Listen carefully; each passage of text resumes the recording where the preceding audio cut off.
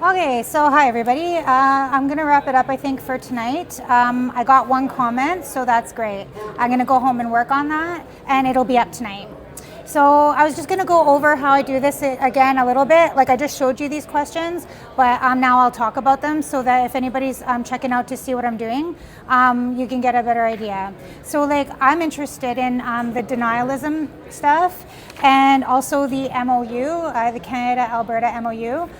So then before I come back tomorrow, I'm going to work on some questions in response to what just happened with Mark Carney's visit here to the AFN SCA.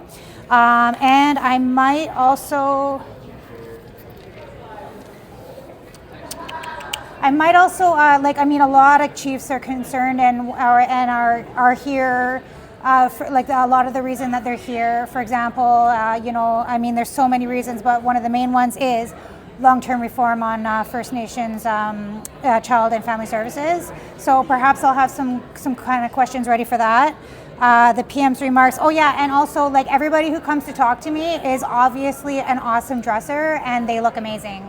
So if you want to like talk about like what you're wearing, who made it, all that kind of stuff. I mean, I'm not I'll take any comments. So these are just guidelines. So then not everybody is ready to just go with on with the media. And so that's why I have questions prepared so that people can look them over, or we could talk about it, and sometimes that gets stuff going in people's mind.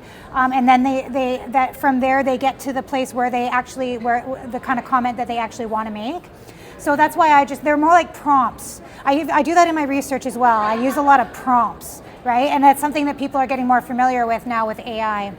So, and I'm not the comment police, right? So, I mean, people can make whatever comments that they so wish. I mean, it doesn't have to be any of this stuff that I'm saying, eh?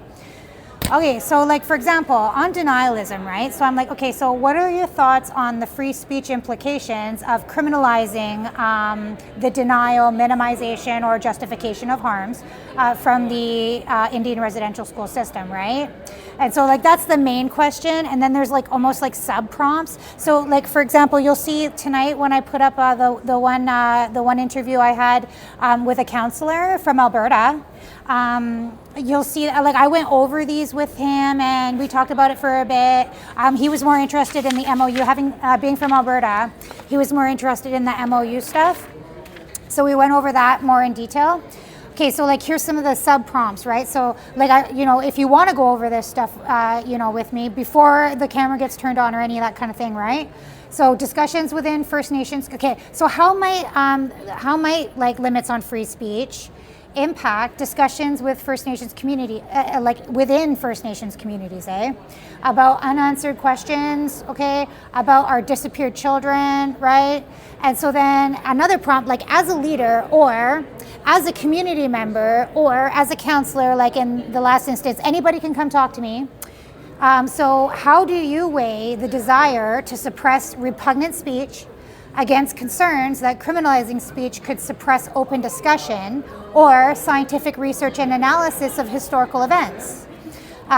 Here's some other prompts. How do you believe it aligns with UNDRIP?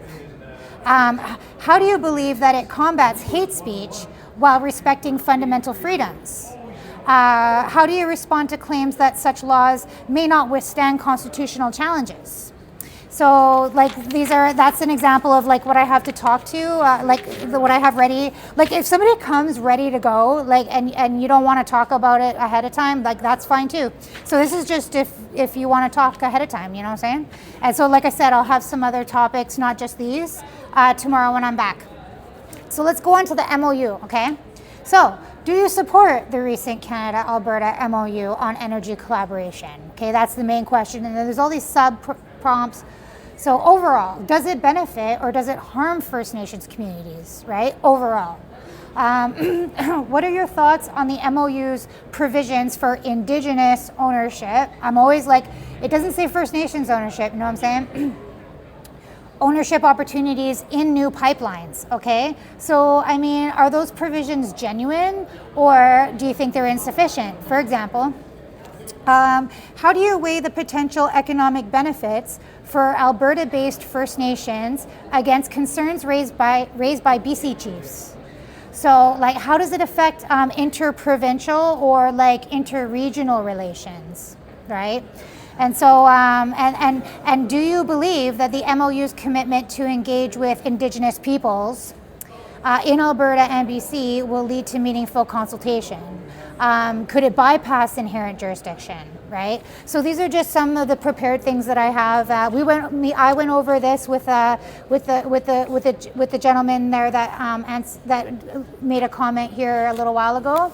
And so we went over the MOU part, and then we proceeded with our interview. Like I said, he's a band councillor from Alberta. And so then I'll be going home and working on that interview and putting that up.